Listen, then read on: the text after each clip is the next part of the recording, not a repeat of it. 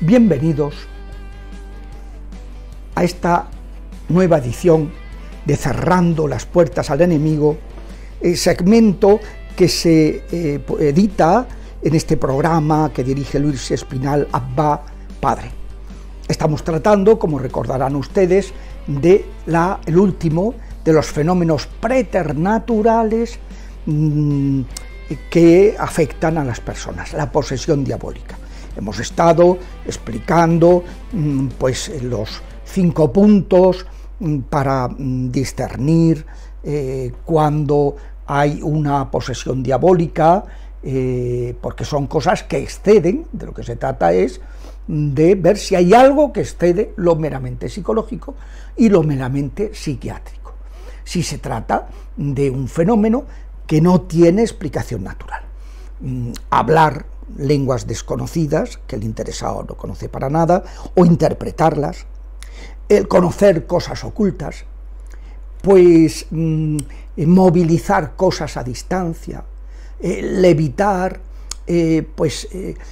manifestar una fuerza por encima de la edad o de la condición de la persona que está poseída, y especialmente la aversión compulsiva, vehemente a todo lo religioso. Ese punto y el bloqueo ante las cuestiones religiosas es de los indicios, de las pruebas indiciarias que pueden permitir sospechar de qué estamos hablando.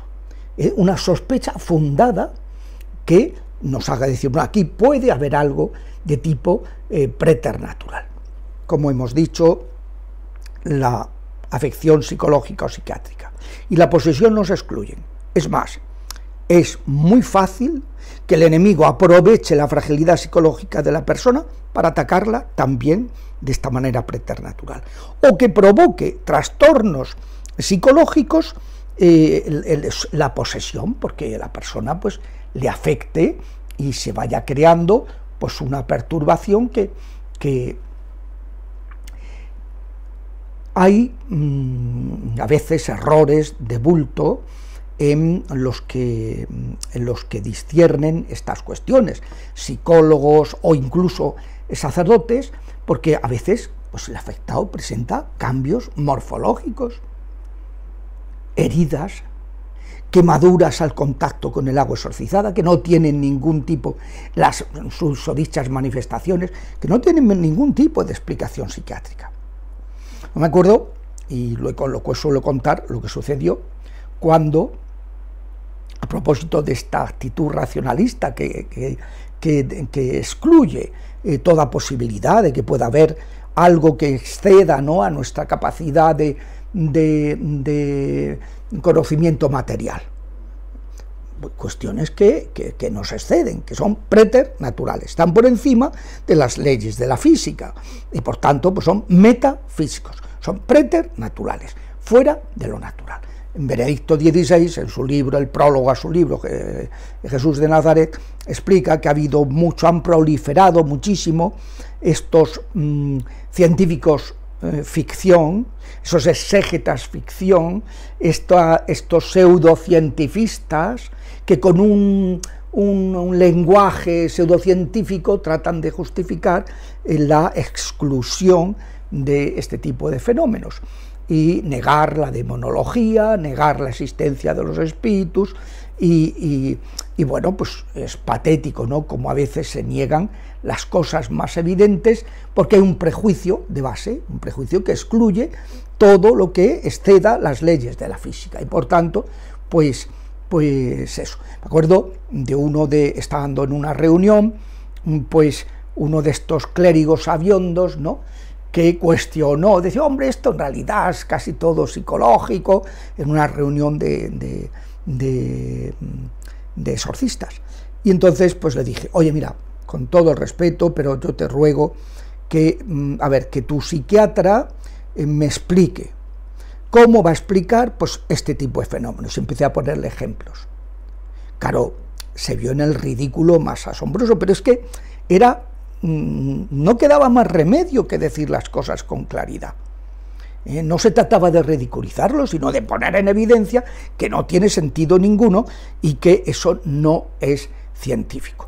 Siempre suelo contar lo que pasó hace 2 veranos, que estando en Isla Cristina, de vacaciones, pues el Papa había escrito una carta a todos los obispos del mundo pidiéndoles que, por favor, que instituyeran, como era su obligación en sus diócesis, instituyera el ministerio exorcístico, porque están en Roma hasta la coronilla de que les lleguen reclamaciones, quejas, lamentos de personas que están sufriendo lo indecible y que en las diócesis no les echan cuenta, no los atienden. Es una cosa verdaderamente de estos pecados que claman al cielo. Gravísimo, ¿no? Pues que la falta de caridad pastoral. En un ministerio que es un ministerio del buen samaritano, un ministerio de misericordia, ¿no? Y entonces, ¿qué sucedió? Pues que en Cataluña, que es un territorio pues muy secularizado, quizá el pionero del secularismo en España fue el territorio catalán. Y pues en Cataluña había habido 2 obispos que habían instituido exorcista ante la petición del Papa. Y entonces fue una conmoción en la opinión pública. Y la televisión catalana, la TV3 que se llama, pues organizó un programa.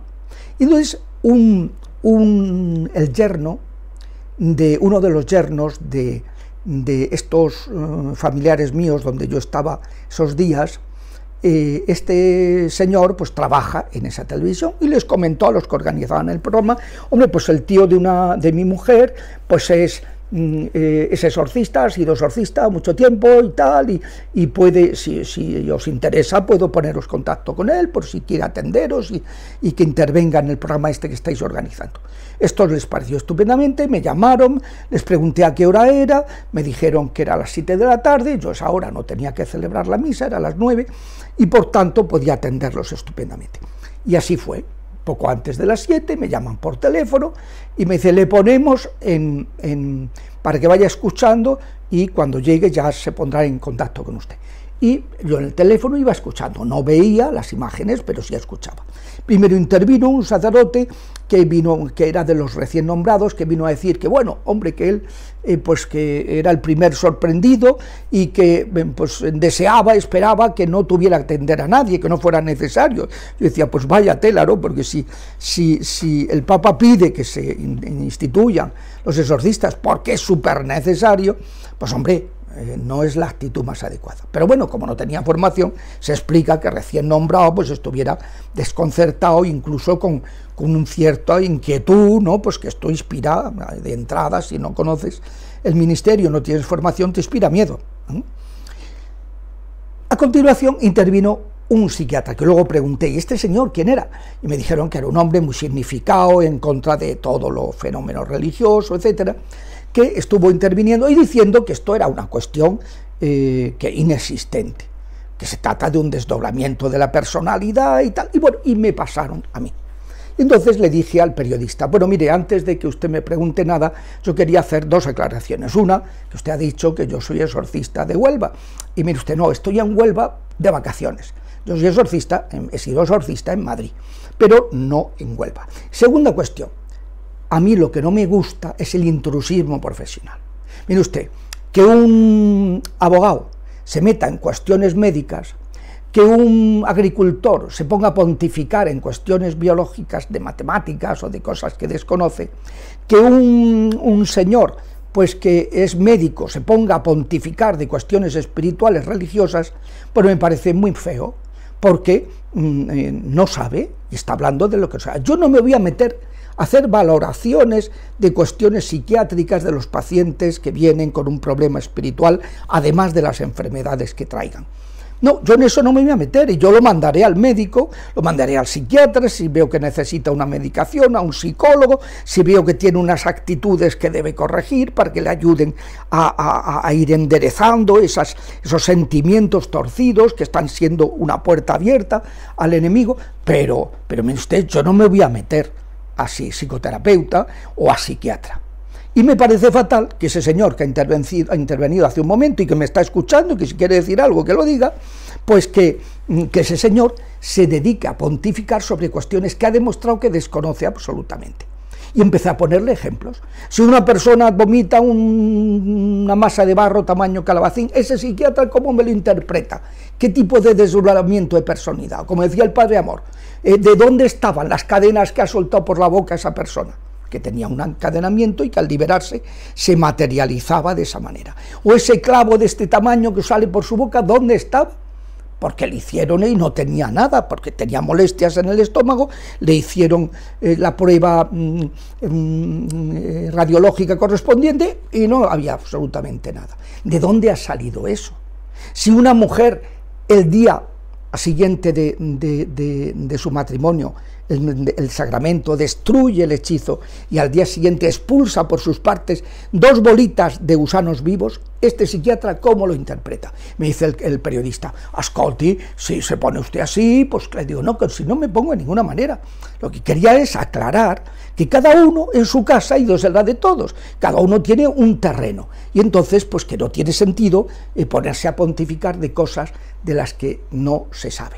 Pues esto es lo que quería subrayar, que hay cada ciencia tiene su metodología, y en las cuestiones de discernimiento de espíritus también hay una metodología, y que no excluye que la persona necesite además una ayuda psicológica o una ayuda médica o lo que sea, no lo excluye, pero cada uno en su casa y Dios en la de todos.